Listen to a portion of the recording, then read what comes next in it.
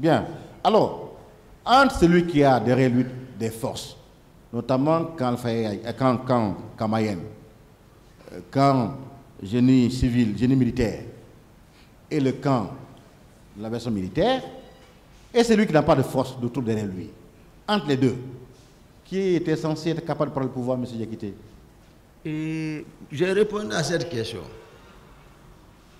Qui était censé être capable de prendre le pouvoir entre vous deux? Maître, le pouvoir a été pris devant toute l'armée guinéenne.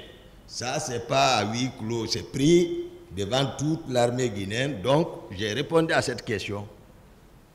Bien. Vous avez également dit que le général Konaté était resté de son côté, à la défensive, avec ses hommes, et qu'il avait même pris des maisons pour les y loger. Est-ce que vous le maintenez, M. Diakité? Ah, c'était ça la réalité. Bien. Pensez-vous normal, dans un État, qu'un ministre, fut-il ministre de la Défense nationale, ait à son compte des militaires, logés par lui, et à son compte, M. Diakité? Je ne réponds pas à cette question. Alors, et par rapport à Toto, lui aussi, il en a fait autant? Pardon, maître? Est-ce que M. Toto aussi avait également des hommes qui logeaient de son côté et qui étaient à son compte? Non, je ne connais pas le domicile du général Toto, général Toto. Je ne connais pas son domicile, je l'ai dit, je ne l'ai pas pratiqué. C'est à l'occasion de la prise du pouvoir. Moi, je l'ai connu. C'est là-bas, j'ai expliqué ça, j'ai répondu à cette question. Alors, quel était le nombre des éléments de M. Sekouba Konaté? Hein? Le nombre de ces éléments? D'accord, je vais vous aider, maître. Le général Sekouba Konaté, il servait à Massanta, comme commandant là-bas, d'un groupement d'opérations là-bas, au temps du fait général Conté. Vu tout ce qui s'est passé dans la capitale, comme mutinerie, c'est en ce moment le général Lansana Conté l'a fait rentrer à Conakry, le nommer comme commandant des troupes, du bataillon des troupes aéroportées de Bata, pour mettre de l'ordre à Conakry. Voici le but qu'il a fait rentrer. Et ils ont mis tous les moyens à sa disposition à Bata pour ce rôle. Il faut que les gens comprennent ça. Le pouvoir, on sait comment on l'a pris. Si on vous interprète autrement, tout le monde est à l'écoute. Même ceux qui sont avec moi ici sont à l'écoute. Le général Sekouba était en force avant la prise du pouvoir. Oui, mais... Maintenant, les hommes, j'ai dit ici depuis à l'entame, j'ai dit, lui, ce n'est pas défait de ces hommes-là, de Bata.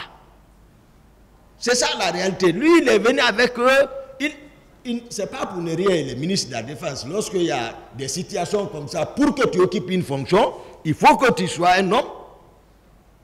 Être deuxième vice-président, ministre de la Défense, ce n'est pas parce qu'on l'aime comme ça, on a fait, c'est par rapport à quelque chose. Bien. Voilà. Dans un État comme la Guinée, où il y avait un président, M. Konaté, ministre de la Défense nationale, vous avez déclaré qu'il avait une garde plus armée que celle de la présidence. Non. Ça, j'ai dit à la prise du pouvoir.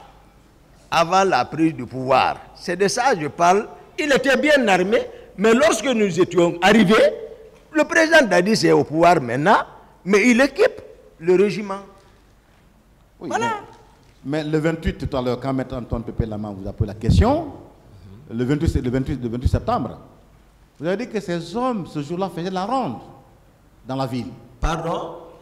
Quand mon confrère vous a posé la question avant la suspension, et vous a demandé, vous avez répondu que ce jour-là, 28 septembre, il y a les éléments du général Konaté qui étaient en mouvement dans la capitale.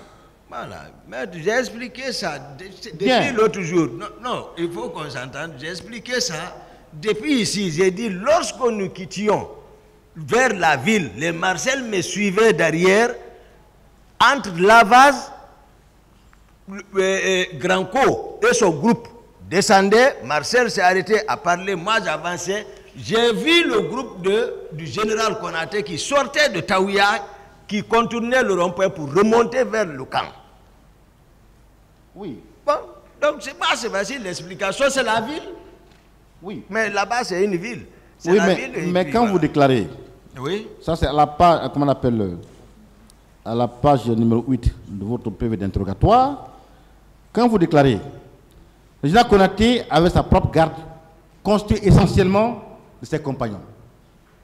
Sa garde était plus armée que la nôtre. Mais c'est comme ça au Burkina. Bien. Blaise comparé Thomas Sankara. Hein? Oui. C'est quand vous venez au pouvoir, c'est comme ça. Oui, mais vous, en tant qu'aide de camp, en tant qu'aide de camp, oui. de Président Dadis Camara, oui. Pensez-vous que dans un État, il est normal que le ministre de la Défense nationale ait une garde plus armée que celle de la présidence?